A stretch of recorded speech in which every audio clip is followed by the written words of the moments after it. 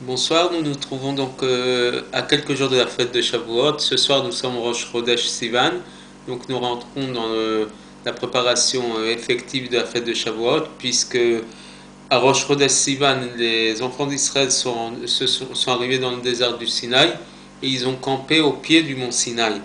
Et la Torah commence à en parler au pluriel et elle passe tout de suite au singulier, puisque le début du verset dit Vayavo ou Midbar Sinaï, ils sont arrivés dans le désert du Sinaï, Vayachanu Bamidbar, ils ont campé dans le désert. Vaïchan Sham Israël Negadar, et Israël a campé face à la montagne. Et là, donc, du pluriel, ils ont campé, ils sont arrivés, on passe à une phase singulière où on dit Israël a campé au singulier dans sa forme hébraïsante face à la montagne. Et nos sages expliquent que cette arrêt-là a été Keish Echad Velev Echad. Ils étaient comme un seul homme avec un seul cœur, tous unis ensemble pour recevoir la Torah. Pas comme dans les étapes précédentes, puisqu'on sait qu'il y a eu 49 étapes depuis la sortie d'Égypte jusqu'à l'entrée d'Israël. Et dans les étapes précédentes au nom de la Torah, on dit qu'ils étaient en marloquette, en dispute, chacun était en bisbille avec son frère. Et donc, en fait, cette préparation, la préparation à Matan Torah, au don de la Torah, ça a été justement le fait qu'ils ont été Keish Echad Velav Echad, comme un seul homme avec un seul cœur, c'est-à-dire unis. Mais a priori, qu'est-ce qu'il y a de nouveau dans cette unité? Puisque déjà dans le mois de Nissan, au moment de la sortie d'Égypte, la Torah dit que Yatsu Kol Tzivot Hashem. Ils sont sortis toutes les armées de Dieu, et par définition, une armée, c'est quelque chose d'uni. On peut avoir plusieurs corps dans une armée, comme dans l'armée d'Israël, Tzava Hagana d'Israël, l'armée de défense d'Israël, et je précise bien que c'est une armée de défense, puisque aujourd'hui on a beaucoup de détracteurs, notamment chez nos amis arabes, qui pensent que c'est une armée d'attaque, une armée d'agression. Or, c'est une armée qui est toujours là pour protéger Israël, et même s'il y a plusieurs corps d'armée, les corps d'élite, les corps d'armée de terre, d'air, marine, etc., mais ils font tous partie d'une seule et même armée. Donc apparemment, a priori, on voit déjà cette ardout, cette unité, au moment de la sortie d'Égypte. Alors quelle différence y a-t-il entre l'unité dont on parle à la sortie d'Égypte, qui ne serait pas une préparation assez importante pour recevoir la Torah, avec cette unité dont on parle maintenant, au moment où ils arrivent le Rosh Chodesh Sivan, donc au pied du mont Sinaï. Il y a ici une différence essentielle entre ces deux ardout, c'est entre l'unité qu'il y avait au moment de la sortie d'Égypte et l'ardout, l'unité qui s'est créée au moment où ils sont arrivés à Matan Torah. Au moment de la sortie d'Égypte, les Béné Israël ne sont pas encore subdivisés en plusieurs parties. Par exemple, il n'y a pas encore la différence des Kohanim, Lévi'im et Israël. Il n'y a pas encore cette hiérarchie créée par le fait qu'il y a le Kohen, le Lévi et Israël. Ce sont plusieurs personnes différentes, mais ils ne sont que... Ils n'ont pas d'appellation différente selon leur catégorie d'appartenance à telle ou telle tribu. Donc, à ce moment-là, c'est pas difficile d'être unis, dans la mesure où il n'y a pas besoin de créer des distinctions, donc l'unité se crée d'une manière naturelle. Par contre, à Rosh Chodesh Sivan, les Béné Israël ont déjà ces différentes parties, puisque même la Torah le dit, qu'Akadosh Baruch Hu a décidé à ce moment-là qu'on soit Mamlechet Kohanim Megoy Kadosh, un royaume de prêtres et un peuple saint. Donc on marque déjà la possibilité qu'il y ait différents niveaux dans ce peuple-là. Et donc, et en plus, ils ont déjà passé des situations où il y a des disputes, il y a des machlokot. Donc c'est comme ça que le plus grand chidouche, la plus grande nouveauté d'Ardou d'unité, c'est que malgré toutes ces difficultés de différence, de disputes et de différences de vision, ils ont réussi à créer cette notion, cette idée d'Ardou d'unité, d'être Keish Echad Velav Echad, comme un seul homme avec un seul cœur. Et c'est donc là qu'on fait ressortir véritablement le travail qu'ils ont fait sur eux-mêmes, de pouvoir dépasser et de pouvoir aller au-dessus des différentes disputes pour réussir à créer une unité. Et entre parenthèses, je préciserai que juste avant, au moment où les Égyptiens vont les poursuivre jusque devant la mer, donc au moment de la traversée de la mer, là-bas aussi, la Torah utilise un singulier en parlant de l'Égypte, puisqu'on dit Veine Mitzraim noseh achareim. Voici que les Égyptes voyagent derrière eux, les poursuit. Et on utilise aussi un singulier. Et Rashi, au lieu de dire Keish echad belav echad, il utilise la forme contraire en disant Belav echad keish echad. Ils avaient un seul corps comme un seul homme. Et l'explication, c'est qu'en fait, en sortant les Égyptiens, même en poursuivant leur mission, leur objectif de détruire Israël, les disputes se sont oubliées le temps de les poursuivre, mais s'ils avaient réussi leur objectif, et qu'ils avaient malheureusement, Chas Shalom, pu détruire Israël, leur dispute serait ressortie à un moment ou à un autre. Alors qu'Israël s'était complètement oublié, cette révélation tellement extraordinaire du don de la Torah a permis justement une unité parfaite qui n'a pas pu s'oublier et qui n'a pas pu s'effacer, même après la révélation du mont Sinaï. Et finalement, c'est ça la qualité, la particularité aussi du chiffre 3 qui est représenté par le mois de Sivan. D'accord? Donc nous avons le premier mois biblique qui s'appelle le mois de Nissan, le mois de la sortie d'Égypte. Puis nous avons le mois d'Iyar, le mois où on est complètement occupé à compter le Homer, le deuxième mois biblique. Et finalement, on en arrive au troisième mois biblique qui s'appelle le mois de Sivan, qui est le mois du don de la Torah. Le chiffre 3, qu'est-ce qu'il représente? Le fait qu'il y a eu une nouveauté après l'unité de Dieu, puisqu'au premier mois, le mois de Nissan, Dieu est tout seul. La révélation extraordinaire de Dieu à la sortie d'Égypte, là, il n'y a pas encore de possibilité d'amener quelqu'un qui va créer une dissension, qui va créer quelque chose de négatif. Le mois d'Iyar, le fait qu'on doive travailler sur notre âme animale, c'est justement parce qu'à ce moment-là, il y a le Yetzer Hara qui se présente, le mauvais penchant qui vient et qui commence à perturber l'unité de la révélation divine.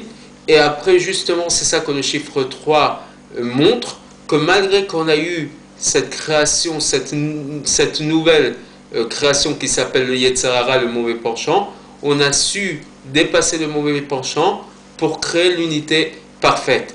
Et ça, en vérité, on le retrouve aussi dans les mois d'hiver, qui sont les mois les premiers mois du calendrier, le calendrier lunaire, donc le mois de Tishri, qui est aussi un mois où il y a toutes les fêtes du calendrier, la fête de Rosh Hashanah, Kippour, Sukkot, Simchat Torah. C'est un mois particulièrement plein de fêtes, donc c'est un mois où il est facile d'être complètement lié à Dieu, complètement lié à l'inspiration divine.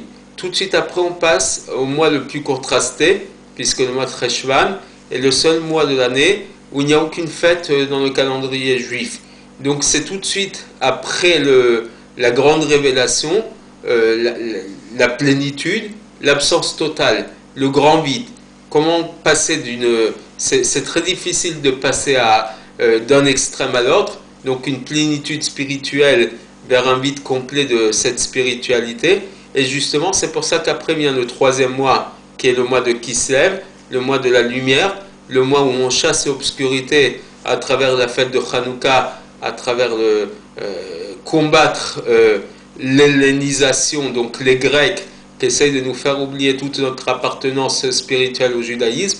Et c'est comme ça que la véritable achdout, la véritable unité se fait, lorsqu'il y a eu une perturbation, quelque chose qui pourrait perturber cette unité, et justement dépasser par notre travail toute cette création d'obscurité, de nuit, et dépasser tout ça. Donc la qualité du mois de Sivan, pour en revenir au nom de la Torah, c'est justement que tout ce qui était négatif par le travail sur notre âme animale pour créer l'unité parfaite. Et c'est d'ailleurs ce que l'on retrouve dans les textes que nous lisons le matin dans la prière de Shacharit. Juste avant de commencer la prière, les psuké des Imra, donc les prières des chants, les psaumes qui vont nous préparer au Shema Israël et à la Mida. Le passage juste avant ces psuké des Imra, ces psaumes, c'est la Mishnah de Rabbi Ishmael. Rabbi Ishmael nous dit qu'il y a 13 façons par lesquelles la Torah s'exprime et nous commente ces textes et nous permet de comprendre la Torah. C'est notamment quand il y a deux versets qui s'opposent, qui sont en contradiction. Yavo akatuv ashlishi veyachia benehem. Il faut qu'il y ait un troisième verset qui vienne lui trancher. C'est donc cette même idée. Il y a ici une opposition entre le mois de Nissan et le mois d'Iyar, et c'est finalement le mois de Sivan qui crée l'unité, qui vient trancher et qui vient reformer l'unité qui aurait pu se perdre dans le mois d'Iyar, puisque c'est un mois où il n'y a pas de révélation divine apparente. Et c'est donc finalement la qualité de l'Ardout, de l'unité qui s'est créée au mois de Sivan, ce troisième mois. Après que les différents niveaux se sont créés dans le peuple d'Israël, création de hiérarchie, Cohen, Lévi, Israël, etc. Mais malgré tout ça, on en arrive à l'Ardout, à être unis, jusqu'à la plus grande Ardout, la plus grande perfection dans l'unité, Keish Echad Belav Echad, comme un seul homme avec un seul cœur. Ça, c'est la plus grande unité possible, et c'est la plus grande preuve que l'homme a travaillé sur lui pour pouvoir s'attacher à Dieu. Lorsque nous nous trouvons dans ces jours, donc dans lesquels s'est créée une ardoute, une unité tellement extraordinaire, Dieu nous donne la force de renouveler cette unité chaque année. C'est pas seulement en 2448, donc année du nom de la Torah, que cette ardoute, cette unité a été possible, elle s'est créée et a été possible. Non, Dieu nous donne chaque année des forces renouvelées et supplémentaires pour recréer cette même ardoute, cette même unité. Il faut se souvenir que la véritable ardoute, c'est précisément après qu'il y a différents niveaux, et même machloket, même après qu'il y a des disputes, le fait de pouvoir dépasser et revenir chacun, même à des niveaux différents, à recréer l'ardoute, l'unité, c'est la plus grande force. Comme je le disais dans le cours de lundi sur la Parasha Bamidbar, que la véritable expression de la force du peuple, c'est par le minyan, puisque 10 personnes qui se réunissent sans faire de distinction entre le grand et le petit, il n'y a pas de différence de niveau. S'il y a un rave qui compte pas plus qu'une personne normale, c'est la véritable ardoute, et c'est que comme ça qu'on peut attirer la sainteté sur nous, puisque 10 personnes constituent, d'avoir chez Bigdusha, constitue quelque chose de kadosh, de saint, parce que justement Dieu, il veut que notre ardoute, notre unité se crée à travers le shalom et à travers le dépassement des différents niveaux. Il n'y a plus ni le rave et ni le petit kidam de base. Nous sommes tous réunis pour former un seul ensemble pour prier devant Dieu. Et c'est que comme ça que la prière monte d'une manière parfaite. Et donc, même lorsqu'il y a eu des machloket, même lorsqu'il y a des disputes, la Torah vient et réunit et unifie tout le peuple d'Israël. Dans l'étude de la Torah, c'est vrai qu'il y a un rabbin, un rave qui enseigne et il y a son élève, mais la véritable perfection, c'est quand le rave et l'élève s'unissent autour de l'étude, et là on ne fait plus ressortir la qualité, la supériorité du maître devant l'élève. Le plus grand rave, c'est celui qui sait se mettre au niveau de son élève et ne pas ressortir sa supériorité d'enseignement, c'est que justement ils fassent un seul bloc, un seul ensemble dans l'étude de leur Torah. La véritable ardoute, c'est le keli, le réceptacle pour recevoir les bénédictions de Dieu, jusqu'à la bénédiction principale, qui est celle de la Géoula, qui viendra très prochainement. Et comme je le disais encore lundi, le roi Salomon le dit dans Shir HaShirim, le cantique des cantiques, qu'on ne manquera pas de réciter dans toutes les synagogues séfarades demain à l'entrée de Shabbat. le roi Salomon, il nous parle de la couronne que la mère du roi Salomon l'a couronnée, Beyom Khatunato ou Beyom Simchatibo. Elle lui a donné 2 couronnes, une le jour de son mariage et une le jour de la simcha, de la joie de son cœur. Quel jour peut être plus heureux que le jour du mariage? Il y a un jour plus heureux que le jour du mariage, puisque les commentaires de nous dire Beyom Khatunato, le jour du mariage, c'est le moment où on a reçu la Torah, puisque symboliquement, ce cantique des cantiques fait référence à l'union. L'homme, c'est Dieu, et la femme, c'est le peuple d'Israël. Donc l'unité qu'on a créée au moment de Matan Torah, du don de la Torah, c'est comme le début du mariage, le moment où l'homme rencontre sa femme, si l'on peut dire. Ou Yom Simchatibo, et le jour de la joie de son cœur, c'est lorsque le mariage sera complètement consommé, et ça sera au moment de la venue de Mashiach. Donc la réception de la Torah, le don de la Torah, est juste une préparation à la bénédiction principale, la bénédiction finale, qui est celle de la Géoula lorsque Mashiach viendra. Donc finalement, nous sommes que dans la préparation à ce grand jour, soit du 5 Sivan, qui est le jour de Shavuot, mais qui est lui-même une préparation à la bénédiction finale qui viendra lorsque Mashiach se révélera, j'espère très prochainement. Amen. Et finalement, pour que tout ça puisse être effectif, il y a un seul mot d'ordre, le mot qui reflète ça dans sa grande perfection, c'est le mot Echad, l'unité. Comme on dit, Shema Israël, Hashem Elokeinu, Hashem Echad, écoute Israël, l'Éternel est un.